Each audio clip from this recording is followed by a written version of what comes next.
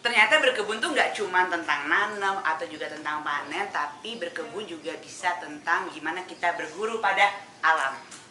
Hari ini akan kita kupas tuntas. Selamat datang di Wednesday Wisdom.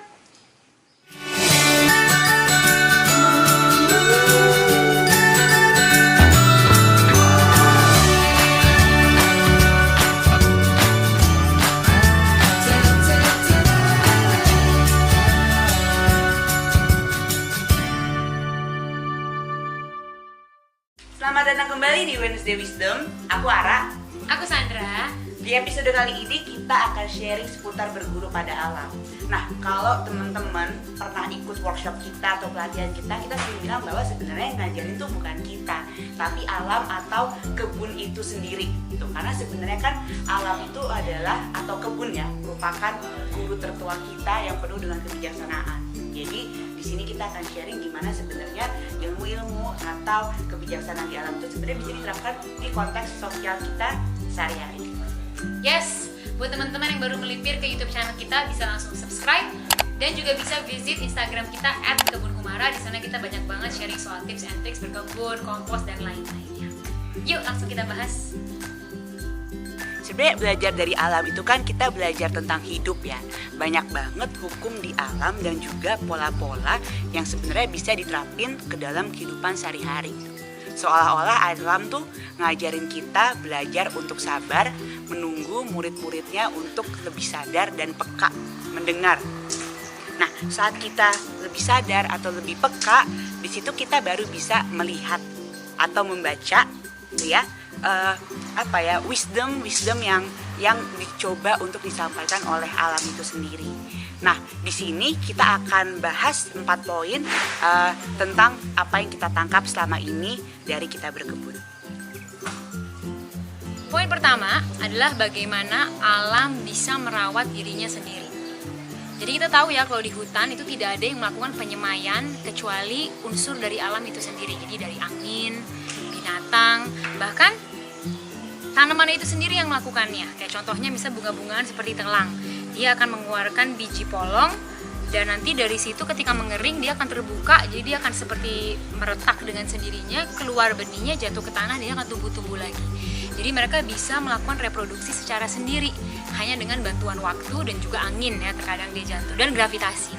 Nah, alam itu melakukan hal ini untuk segala jenis bentuk tanamannya, mau dia merambat, mau dia bunga, mau dia tanaman-tanaman rimpang, dia akan tumbuh anakan dengan sendirinya untuk dia memperpanjang hidupnya, memperpanjang siklus kebermanfaatannya. Jadi manusia sebenarnya ketika kita ada di alam, ketika kita bersama alam, seharusnya kehadiran kita itu mendukung proses ini, bukan mencederainya atau memperlambannya gitu. Jadi harusnya kehadiran kita, terutama di kebun, harusnya kita bisa membuat proses reproduksi dari tanaman itu lebih lancar. Kita menjaga agar bibit-bibit kecil bisa lebih terawat gitu kan. Jadi kehadiran kita itu mendukung kebermanfaatan dari siklus yang terjadi secara alami tersebut. Jadi dengan alam yang menunjukkan kepada kita kalau dia mampu merawat dirinya sendiri, dia mampu menjaga dirinya sendiri dengan bantuan ekosistem, sebenarnya itu cerminan buat manusia bagaimana kita pun dibekali kapasitas untuk merawat diri kita selama kita mau menjaga support system dan ekosistem kita. Kita jaga keluarga kita jaga teman, sahabat, lingkungan sekitar kita, tetangga kita jaga alam. Dengan kita merawat semua ekosistem tersebut, maka kita pun akan dirawat oleh ekosistem itu. Dan pada akhirnya kita jadi seperti alam, bisa merawat diri kita sendiri. Poin 2, rawat 1, tumbuh 1000. Nah, alam tuh sebenarnya baik banget ya. Kalau kita cuma nanam 1 benih aja, nih ya, 1 benih. Kan biasanya kan dia kan dari bunga ini ya, dari bunga ini dia kan akan muncul nih, kalau kering kan akan ada benih-benihnya. Ini kita ambil 1 aja, nih dia tipis banget. Kita ambil 1, kita tanam lagi, kita kasih sayang, kita rawat, beri kasih sayang secukupnya. Dia akan ngebalikin dengan berlimpah-limpah. Dia akan ngasih bunga yang super banyak.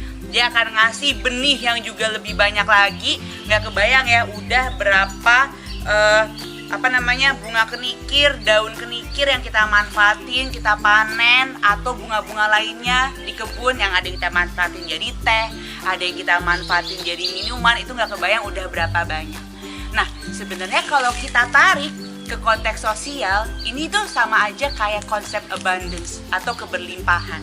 Ibaratnya kalau rezeki itu, misalnya nih kita nyumbang sedikit aja, kalau kita ikhlas, tiba-tiba dia tuh akan balik ke kita berkali-kali lipat, nggak tahu dari mana datangnya, nggak tahu dalam bentuk apa, ya ada aja gitu. Nah ini juga bisa diterapin selain rezeki, juga dalam kebaikan dan juga kasih sayang. Jadi kita kasih dikit aja, kita ikhlas, nanti balik lebih banyak lagi. Gitu. Poin 3, keseimbangan. Nah, sebenarnya alam itu kan udah sering banget ngajarin kita tentang konsep keseimbangan melalui ekosistem. Jadi kalau misalkan di kelas pest management kita dan juga di video kita sebelumnya yang series berguru pada alam, kita sempat ngebahas tentang berkebun organik tanpa mengenal hama. Nah, di situ kita sempat bilang bahwa sebenarnya sesuatu itu dianggap hama kalau jumlahnya itu membludak. Jadi populasinya banyak banget gitu ya. Nah, kalau sampai ada hama di ekosistem, itu berarti ada yang gak seimbang. Entah itu kita kebanyakan nanam sesuatu, atau misalnya kita kekurangan nanam sesuatu, jadi banyak macam-macamnya. Tapi sebenarnya alam itu kan dia pinter banget, dia punya intelijensinya sendiri. Jadi sebenarnya kalau ada sesuatu yang gak seimbang, dia itu udah punya sistem yang bisa membantu untuk menyeimbangkan ya populasinya lagi. Contohnya misalnya di kebun itu banyak banget ada belalang, atau misalnya populasi ulet, pasti nanti bakal ada tuh datang burung-burung atau predatornya yang makanin mereka. Nah, ketika keseimbangan ini kita bawa ke konteks sosial, kita bisa belajar juga bahwa jadi diri itu untuk bisa berfungsi dengan baik, untuk bisa berfungsi maksimal, efektif, mencipta dalam pekerjaan kita harus jadi diri yang seimbang. Dulu kan kalau orang tua, nggak tahu ya kalau orang tua yang lain ya, tapi ibuku tuh sering ngomong, kalau main tuh jangan berlebihan, nanti kalau ketawa pasti nangis, nah kayak gitu. Itu kan intinya kan tentang seimbang kan. Jadi kalau hidup, kalau sedih tuh jangan sedih banget gitu ya, atau seneng-seneng banget, jadi biasa-biasa aja. Karena kalau kata salah satu biksu favoritku namanya Ajahn Brahm, dia katanya bilang this too shall pass. Jadi kesedihan itu akan berlalu, kesenangan itu juga akan berlalu. Semua dirasakan sesuai porsinya, secukupnya, walaupun emang emotions itu ada untuk emang untuk dirasakannya, tapi secukupnya aja. Karena ketika kita menjadi diri yang seimbang, di situ kita bisa mencipta ya, berfungsi kepada sosial kita, kepada ekosistem kita secara lebih efektif dan juga optimal. Jadi itu dia ya. Jadi seimbang bukan cuma untuk ekosistem kebun, tapi ketika kita seimbang secara diri, kita juga bisa berfungsi dengan baik. Poin keempat, tentang keberagaman. Jadi sebenarnya dalam membuat kebun atau alam kan secara naturalnya itu kan dia beragam kan. Kayak di hutan nggak mungkin ada tanaman yang satu-satu aja, pasti dia beragam, penuh dengan macam-macam pohon dengan jenis yang berbeda, dengan tinggi yang berbeda. Nah, di bedeng-bedeng ini kita juga nanam keberagaman. Jadi kalau teman-teman lihat di sini kita ada pacar air, tuh kita nanam pacar air. Terus kita juga nanam bayam-bayam liar. Kemudian nih ada yang lagi berbuah nih, lenca nih ya, biasanya orang suka banget pakai ini buat lalapan nih. Terus ada ginseng Jawa, nih enak banget untuk direbus. Ada cabai besar, ya, ada cabai besar, ada cabai rawit, ada tembakau gayo, sama ada bunga pukul 4. Nah, kenapa kalau misalkan keberagaman itu bisa menguatkan? Karena sebenarnya dia itu juga bisa menjadi pengalih para hama secara natural, yang pertama. Yang kedua, masing-masing tanaman ini kan mereka mengambil dan juga memberikan unsur hara yang berbeda-beda ke si tanah ini, kan? Jadi secara tidak langsung dia membantu untuk memperkaya tanahnya. Nah, kalau kita bawa ke konteks sosial kita, sebenarnya kita bisa berkaca kepada Indonesia juga ya, kepada ideologi atau prinsip yang diterapkan, yaitu Bhinneka Tunggal Ika. Justru dengan berbeda-beda, tapi tetap satu, dan justru perbedaan itu juga bisa menguatkan. Kalau tentang ini sebenarnya kita udah pernah bahas di video sebelumnya, di episode 2, tentang Bhinneka Tunggal Ika dan juga konsep hutan yang beragam. Bisa langsung dilihat juga ya.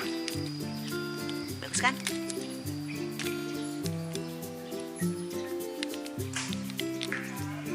yakin tentang ekosistem dan keseimbangan, keberagaman, dan benih yang berlimpah akan dimaknai secara berbeda-beda dengan orang yang berbeda juga, gitu ya.